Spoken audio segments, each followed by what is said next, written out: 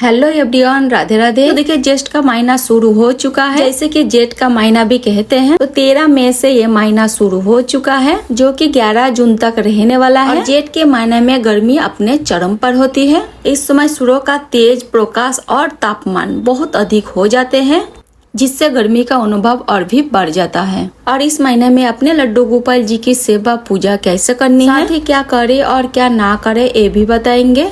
और ज्येष्ठ का महीना इतना खास क्यों है ये भी जानना बहुत जरूरी है। तो देखिए इस महीने में सूर्य का किरण बहुत तेज होती है, जिससे नदी तालाब सूखने लगते हैं। तो ज्येष्ठ का महीने में आप लड्डू गोपाल जी को हो सके तो सुबह जल्दी जगाए। तो देखिए हम लड्डू गोपाल जी को जगाने के बाद दूध का भोग भी लगा दिए थे। उसके बाद हम लड्डू गोपाल जी को स्नान कराएंगे। स्नान कराने के लिए कोई भी गहरा आप बर्तन ले सकते हैं। अगर आप सूर्य देवता का व्रत करना चाहते हैं तो ज्येष्ठ महीने के पहले रविवार से आप ये व्रत शुरू कर सकते हैं। तो देखिए धार्मिक मान्यता के अनुसार बजरंगबली की भगवान श्री राम से पहली मुलाकात ज्येष्ठ महीने में पड़ने वाले मंगलवार को ही हुई थी। जेठ के महीने में जो मंगलवार होती है इन्हें बड़े मंगलवार के रूप में मनाया जाता है। और इस महीने में अपूरा एकादशी का व्रत भी है, जो भगवान श्री हरि विष्णु जी को समर्पित होता है। एकादशी का व्रत करने से पापों से मुक्ति मिलती है और मोक्ष की प्राप्ति होती है। और वट सावित्री की व्रत भी इसी महीने में आता है। महिलाएं अपने पति की लंबी उम्र के लिए व्रत रखती है और वट वृक्ष की पूजा करती है। और गंगा दशहरा भी इसी महीने में मनाया जाता है। ऐसा कहा जाता है कि इसी दिन गंगा नदी का पृथ्वी पर अवतरण हुआ था। और निर्जला एकादशी भी इसी महीना में मनाया जाता है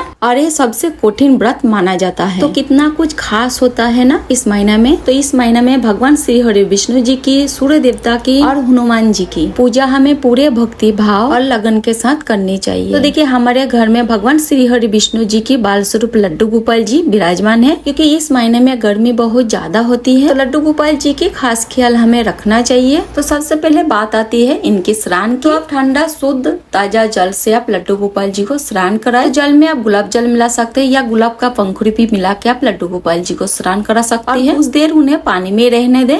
तो देखिए मैं यहाँ पे लड्डू गोपाल जी को गोपी चंदन लगा के स्नान कराया है। चंदन इनके लिए साबुन जैसा काम करता है, जिससे कि ये चमक जाते हैं। और चंदन का जो तासीर होती है वो बहुत ठंडी होती है, जिससे कि लड्डू गोपाल जी को शीतलता मिलती है। इसके बाद बात आती है इत्र की।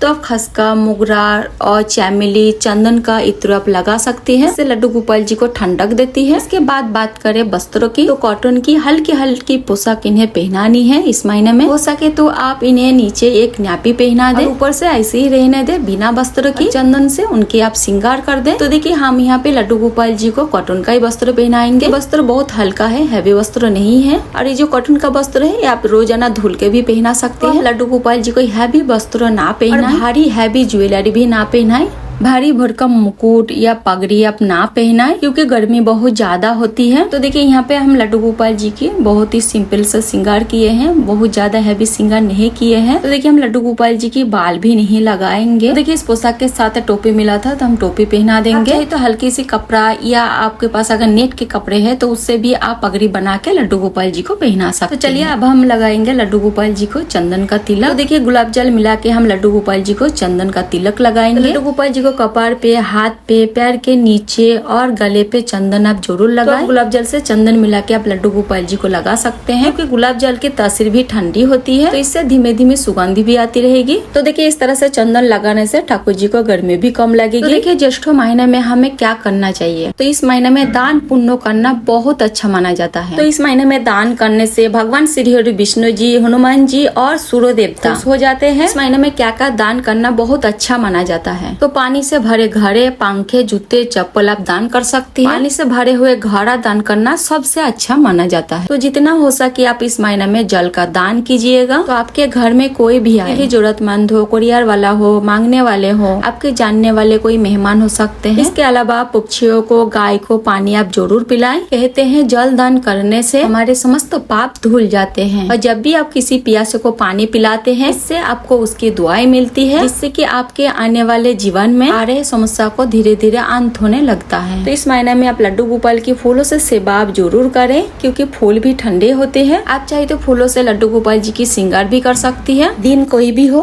तिथि कोई भी हो, ठाकुर जी की शान श्रृंगार और आरती करना जरूरी होता है। उसके बाद देखिए लड्डू गोपाल जी को हम भोग समर्पित करेंगे। तो देखिए गर्मी बहुत ज्यादा है, तो आप मिट्टी के मटके में जल भर के लड्डू गोपाल जी के पास जरूर रखें। मिट्टी के मटके में जल भर के रखने से जल ठंडा रहता है और जल पे तुलसी पत्ता डाल देंगे और एक गिलास भी हम रख देंगे। ज्येष्ठ के महीने में आप लड्डू गोपाल जी को ठंडे ठंडे फलों का भोग आप जरूर समर्पित करें, जैसे तरबूज, खरबूजा, केला, ककड़ी। इसके अलावा आप आम का जूस, आम का पन्ना, शरबत, नींबू पानी, आप लस्सी का भोग समर्पित कर सकते हैं, मंठा, दही, आप ठंडाई का भोग समर्पित कर सकते हैं। घर पे आइसक्रीम बना के भी आप लड्डू गोपाल जी को भोग समर्पित कर सकते हैं। इस महीने में आप लड्डू गोपाल जी को ठंडे ठंडे चीजों का भोग समर्पित जरूर करें। हम फल और दूध का भोग समर्पित किए हैं। इसके बाद जब मेरे घर में खाना बनेगा तब हम लड्डू गोपाल जी को भोग समर्पित करेंगे। तो देखिए लड्डू गोपाल जी को सात्विक चीजों का भोग समर्पित की जाती है। आपके घर में बिना लहसुन प्याज का खाना बनता है तो उसका भोग भी आप लड्डू गोपाल जी को समर्पित कर सकते हैं। और जब आप भोजन का भोग आप लड्डू गोपाल जी को समर्पित करेंगे तो ज्यादा गर्म ना हो, ठंडा करके भोग आप जरूर समर्पित करें। और जो भी भोग आप लड्डू गोपाल जी को समर्पित करेंगे उसमें तुलसी दल अवश्य देखिए। भोग समर्पित करने के बाद हम लड्डू गोपाल जी की प्रेम पूर्वक आरती करेंगे। आरती करने के बाद पूजा में रही कमी के लिए क्षमा याचना करेंगे और मेरे परिवार की मनोकामना पूर्ति के लिए प्रार्थना करेंगे। इस तरह से बहुत ही सरल विधि से आप लड्डू गोपाल जी की ज्येष्ठ महीने में सेवा कर सकती हैं। ज्येष्ठ महीने में हमें क्या करना नहीं चाहिए, तो देखिए इस महीने में कुछ चीजों का ध्यान रखना जरूरी है कि महीने में मसालेदार चीजों का सेवन नहीं करना चाहिए। इस महीने में सूर्य का तपिश ज्यादा होती है, इसलिए मसालेदार गर्म चीजों का सेवन नहीं करना चाहिए, क्योंकि इससे शरीर में गर्मी बढ़ सकती है। और इस महीने में बैगन का सेवन भी नहीं करना चाहिए। बैगन का सेवन करने से संतान के लिए शुभ नहीं माना जाता है। इस महीने में बैगन का सेवन आप ना करें। तो इस महीने में आपको भूल कर भी बासी खाना का सेवन भी नहीं करना है। तो देखिए इस तरह से आप कोई भी एक गहरा बर्तन ले ले या फिर आप शीशा का बाउल भी ले सकते हैं और उसमें थोड़े से गुलाब का पंखुड़ी डाल दे, थोड़ा सा इत्र डाल दे और गुलाब का जल डाल दे, थोड़ी सी खुशबू डाल के आप कान्हा जी के पास रख दे। इससे भी धीमी धीमी सुगंधित बनी रहती है। दोपहर के समय जितना हो सके आप अपने घर में रहे, क्योंकि इस मौसम में जो है बहुत ही ज्यादा गर्म लू चलती है, जिससे कि आप बीमार पड़ सकती है।